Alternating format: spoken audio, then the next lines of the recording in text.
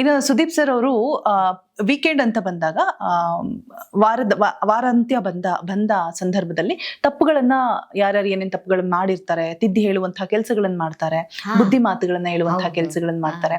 So ಒಂದ್ ರೀತಿಯಾಗಿ ಪಾಠ ಹೇಳೋದು ಅಂತಾನೆ ಹೇಳ್ಬೋದು. ಸೊ ಅವ್ರು ಹೇಳ್ಕೊಟ್ಟಂತಹ ನೀತಿ ಪಾಠಗಳಾಗಿರ್ಬೋದು. ನೀವು ಚೆನ್ನಾಗಿ ಹೇಳ್ತಿದ್ರು ಬಿಡ್ರಿ ಅವ್ರು, ಎಲ್ಲರಿಗೆ ತಿಳ್ಕೊಳಂಗೆ ಹೇಳೋರು. ಹಂಗೆ ನಕ್ಕೊಂತೇ ಹೇಳೋ ಬಿಡೋರು ತಿಳ್ಕೊಳಂಗ. ನಗದ ಖುಷಿ ಅವ್ರು ಎಲ್ಲ ಇದು ಮಾಡಿ ನಗ್ತಿರಲ್ಲ, ಅದು ತುಂಬಾ ಇಷ್ಟ.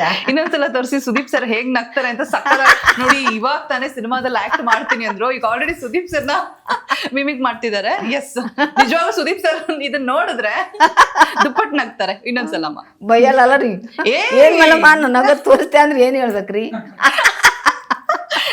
ಆತರ ಎಲ್ಲ ಖುಷಿ ಪಡ್ತಾರೆ ಸುದೀಪ್ ಸರ್. ಖುಷಿ ನಾನ್ ಚಿಂತೆ ನಿಮ್ ಕೇಳಿದೆ, ಖುಷಿ ಪಡ್ತಾರ.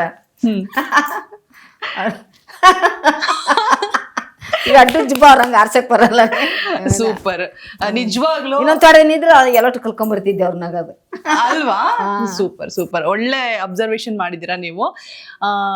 ಅಂಡ್ ಸುದೀಪ್ ಸರ್ ಹೇಳಿದಂತಹ ಮಾತುಗಳಾಗಿರ್ಬೋದು, ಅದರಲ್ಲಿ ಯಾವ್ದು ನಿಮಗೆ ಮನ್ಸಲ್ಲಿ ಉಳ್ಕೊಂಡಿದೆ ಇನ್ನೂ ಕೂಡ? ಎಲ್ರಿಗೂ ಹೇಳ್ತಾ ಇದ್ರು ಅವರು. ಎಲ್ಲರಿಗೂ ಹೇಳ್ತಿದ್ರು ಬಿಡ್ರಿ. ಯಾವ್ದು ಇಷ್ಟ ಅವ್ರು ಹೇಳಿದಂತ ಮಾತು? ಅದೇ ಚೆನ್ನಾಗಿ ಆಡ್ರಿ, ಅದ್ರ ಮೇಲೆ ಪರಿಣಾಮ ಬೀಳ್ತದ, ನಿಮ್ಮ ನೆಟ್ ಮ್ಯಾಗ ಇದು ಬೀಳ್ತದ ಅಂತೆಲ್ಲ ತಿಳಿಸಿ ಹೇಳೋರು. ಅವ್ರ ಮಾತು ಕೇಳೋಕ ಕೇಳಂಗ ಅನ್ಸ್ತಿತ್ತು. ಅಷ್ಟು ಶನಿವಾರ ದಿನ ಚಂತಾನೆ ಹೇಳಿದ್ರು ಇನ್ನಿಟ್ಟು ಕೇಳಂಗ ಆಗ್ತಿತ್ತು ಅವ್ರ ಮಾತು. ಚೆನ್ನಾಗಿ ಹೇಳೋರು ಎಲ್ಲರಿಗೆ. ಓಕೆ, ಇನ್ನು ಬಿಗ್ ಬಾಸ್ ಮನೆಯಲ್ಲಿ ಮಾಳು ಅವರು ತುಂಬಾ ಚೆನ್ನಾಗಿ ಮಾತಾಡಿಸ್ತಾ ಇರ್ತಾರೆ ನಿಮ್ಮನ್ನ, ಸ್ವಲ್ಪ ಜಾಸ್ತಿ ಮಾತಾಡ್ತಾ ಇರ್ತಾರೆ.